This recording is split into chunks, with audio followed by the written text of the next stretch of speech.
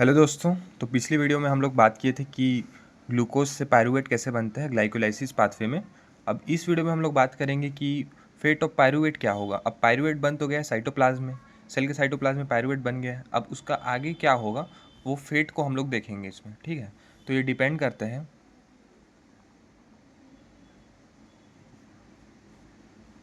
Depends करता है दो चीज़ में, availability of oxygen, availability of oxygen और दूसरा टाइप ऑफ ऑर्गेनिज्म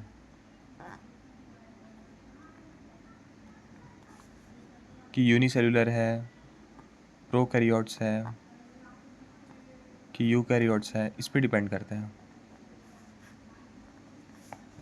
ठीक है। चलिए शुरू करते हैं। तो अवेलेबिलिटी ऑफ ऑक्सीजन में क्या होता है, अगर ऑक्सीजन प्रेजेंट है तो एरोबिक रेस्पिरेशन होगा।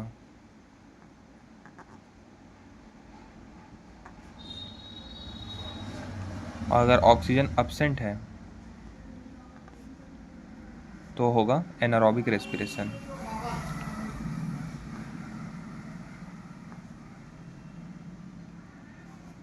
ऑक्सीजन अब्सेंट है तो होगा एनारोबिक रेस्पिरेशन।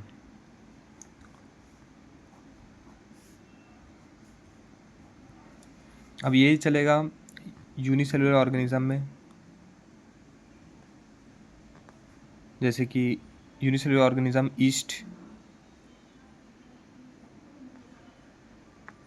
ये यूकैरियोट्स होता है, इसमें होगा एल्कोहलिक फर्मेंटेशन। और मसल में भी चल सकता है, मसल सेल में अगर ऑक्सीजन अब्सेंट हो गया तो lactic acid fermentation, lactic acid fermentation.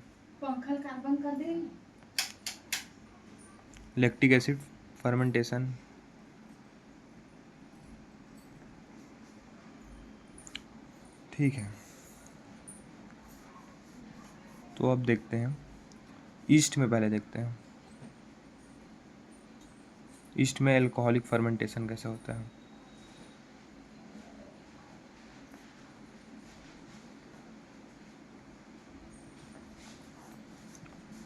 उसके साइटोप्लाज्म में, ईस्ट के साइटोप्लाज्म में ग्लूकोज से पायरूवेट बन चुका है ग्लाइकोलाइसिस पाथवे से। अब ये पायरूवेट का फेट देख रहे हैं, इसमें ऑक्सीजन तो अब्सेंट है, तो अब क्या होगा इसमें हो जाएगा, अब ये बन जाएगा NADH++S+ से NAD+, और एंजाइम लगेगा इसमें pyruvate dehydrogenase, pyruvate dehydrogenase and pyruvate dehydrogenase नहीं, एल्कोहलिक डिहाइड्रोजिनेस। एल्कोहल बना रहे हैं ना, एल्कोहलिक डिहाइड्रोजिनेस, ये बनेगा ethanol plus CO2 plus energy mostly 2 ATP होता है, 2 ATP बनता है। यहाँ पर एंजाइम लगेगा पायरूवेट डी कार्बोक्सिलेस, क्योंकि CO2 बाहर आ रहा है, डी कार्बोक्सिलेशन हो रहा है, इसलिए एंजाइम का नाम पायरूवेट डी कार्बोक्सिलेस। एनर्जी बन गया 2 ATP। ये देख लिया हम लोग एल्कोहलिक फर्मेंटेशन। अब दूसरे देखेंगे लैक्टिक एसिड फर्मेंटेशन कैसे होता है। ये मसल सेल में होगा जब ऑक्सीजन अब्सेंट हो जाएगा हैवी एक्सरसाइज के टाइम पे। Muscle cell when O2 absent, ठीक है। तो ये जो पायरूवेट है उसका हो जाएगा रिडक्शन, पायरूवेट का रिडक्शन हो जाएगा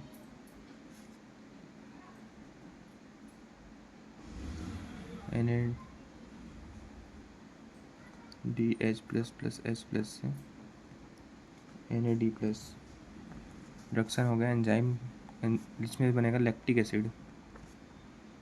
पायरूवेट का रिडक्शन से बनता है लैक्टिक एसिड, एंजाइम का नाम हो जाएगा यहाँ पर LDH, lactate dehydrogenase, lactate dehydrogenase enzyme लगेगा, ये बना देगा लैक्टिक एसिड। लेस एनर्जी, ये 2 ATP होता है, ठीक है। और एरोबिक रेस्पिरेशन देखो आप, एरोबिक रेस्पिरेशन, एरोबिक रेस्पिरेशन में जो ये पायरूवेट है ये अभी साइटोप्लाज्म है सेल के,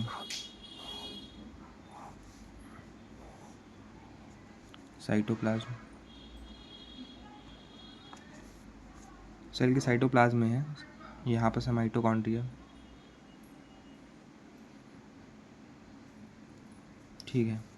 ये माइटोकॉन्ड्रिया का मैट्रिक्स है, तो ये पायरूवेट जो है वो माइटोकॉन्ड्रिया के मैट्रिक्स के अंदर आ जाएगा, ठीक। और मैट्रिक्स के अंदर आएगा, वहाँ चलेगा लिंक रिएक्शन, लिंक रिएक्शन मतलब जो लिंक रिएक्शन मतलब कि लिंक करेगा ग्लाइकोलाइसिस और TCA साइकिल को, ट्राई कार्बोक्सिलिक एसिड साइकिल, जो कि क्रेब्स साइकिल भी बोलते हैं, जहाँ पर कंप्लीट ऑक्सीडेशन होगा ग्लूकोज का, मतलब कि पायरूवेट का, ठीक है। तो लिंक रिएक्शन में ये पायरूवेट, ये मैट्रिक्स ऑफ माइटोकॉन्ड्रिया में हो रहा है, मैट्रिक्स ऑफ माइटोकॉन्ड्रिया, पायरूवेट से बनेगा एसिटाइल कोएंजाइम A, जो कि 2 कार्बन कंपाउंड है, यहाँ एक CO2 बाहर आ जाएगा, और NAD+ से बनेगा NAD H++H+,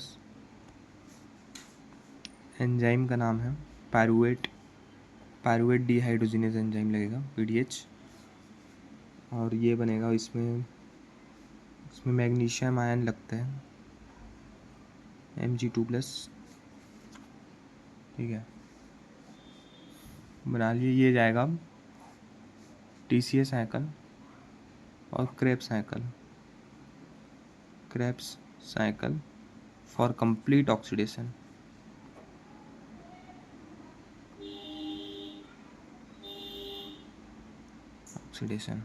ठीक है। तो अब मैं आप लोग को एक इम्पॉर्टेंट 2 लाइन बताता हूँ जिससे इस स्टेटमेंट बेस्ड क्वेश्चन बन सकता है, NCERT में दिया हुआ है, ठीक है। वो देखते हैं, ये वाला लाइन है, जैसे कि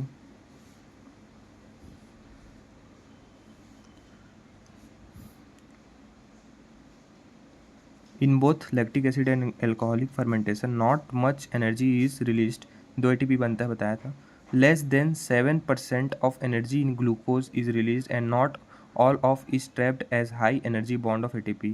ये लाइन जो है स्टेटमेंट में आ सकता है, ठीक है। दूसरा लाइन ये स्टेटमेंट में आएगा कि yeast poison them cell to death when the concentration of alcohol reaches about 13%। अगर ईस्ट में, अब ईस्ट में हम लोग देखे थे कि एल्कोहलिक फर्मेंटेशन हो रहा है, एल्कोहल बन रहा है, अगर वो 13% से एक्सीड कर जाता है तो वो ईस्ट जो है वो पॉइजन हो जाता है, पॉइजनस हो जाएगा। और ये वाला लाइन बोल रहा है कि less than 7% of energy in glucose is release and not all of is trapped as high energy bond of ATP। 7% से कम एनर्जी रिलीज होता है इसमें ग्लूकोज से, वो बता रहा है। ये लाइन इंपॉर्टेंट है, स्टेटमेंट में आ सकता है, ठीक है। Thank you.